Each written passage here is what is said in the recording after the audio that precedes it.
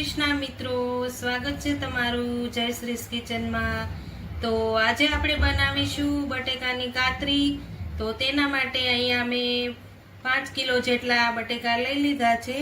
તો બટેકાની પસંદગી આપણે આ રીતના બટેકાની પસંદગી કરવાની છે। એકદમ સરસ કડક અને વ્હાઈટ બટેકું હોય તેવું જ આપણે પસંદ કરવાનું છે।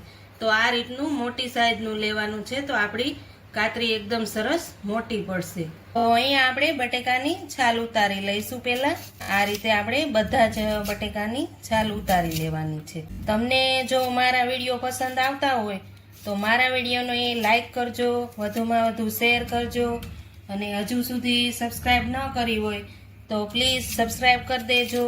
તો આ રીતે આપણે બધા જ બટેકાની છાલ ઉતારી લઈશું પહેલા। તો અહીંયા આપણે બધા જ બટેકાની છાલ ઉતારી લીધી છે। છાલ ઉતારી અને બટેકાને આપણે પાણીમાં રાખવાના છે, જેથી બટેકા આપણા કાળા ન પડે। તો હવે આપણે બટેકાની છીણ પાડી લઈશું। તો અહીંયા મેં કતરણ પાડવા માટે આ રીતનું ખમણ કરવાનું લીધું છે।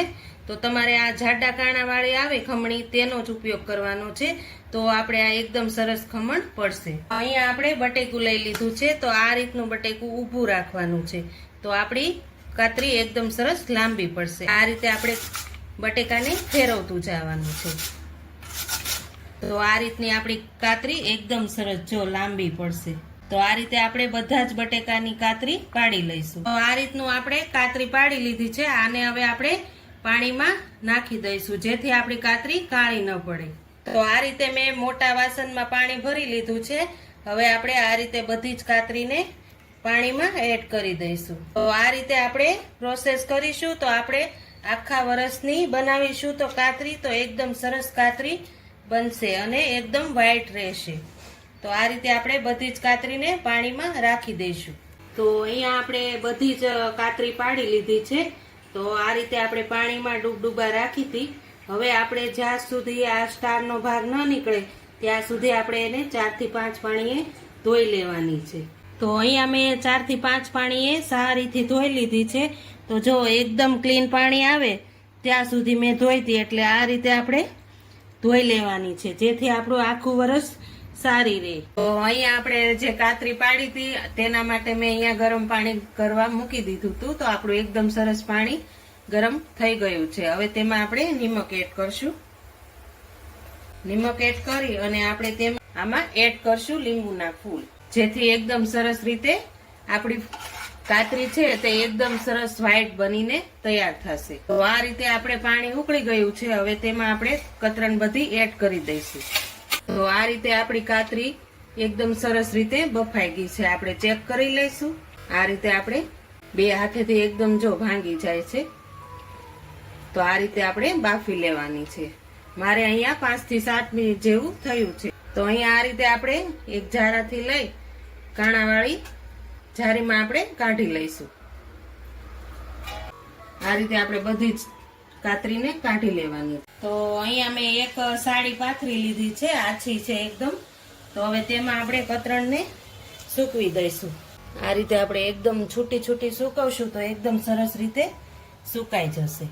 કતરણને આપણે તડકામાં સૂકવવાની છે, 1 થી 1.5 દિવસમાં તો એકદમ સરસ રીતે સુકાઈ જશે। તો આ રીતે મેં બધી જ કતરણને સૂકવી દીધી છે।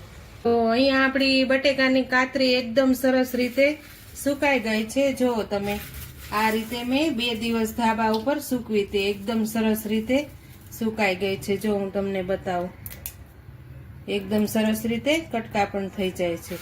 તો હવે તેને આપણે તેલમાં તળીને હું તમને બતાવીશ। તો અહીંયા મેં તેલ ગરમ કરવા મૂકી દીધું હતું, આપણું તેલ પણ એકદમ સરસ રીતે ગરમ થઈ ગયું છે।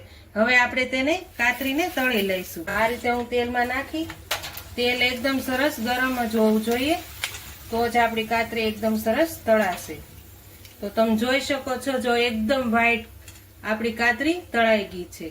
તો અહીંયા આપણી કાતરી એકદમ સરસ રીતે તળાઈ ગઈ છે। હવે તેની ઉપર હું લાલ મરચું પાવડર એડ કરીશ। તમે આમાં દળેલી ખાંડ કે તે પણ એડ કરી શકો છો, તો પણ ખૂબ જ સરસ લાગે છે। વ્રત કે ઉપવાસ હોય ત્યારે પણ તમે ફરાળમાં લઈ શકો છો।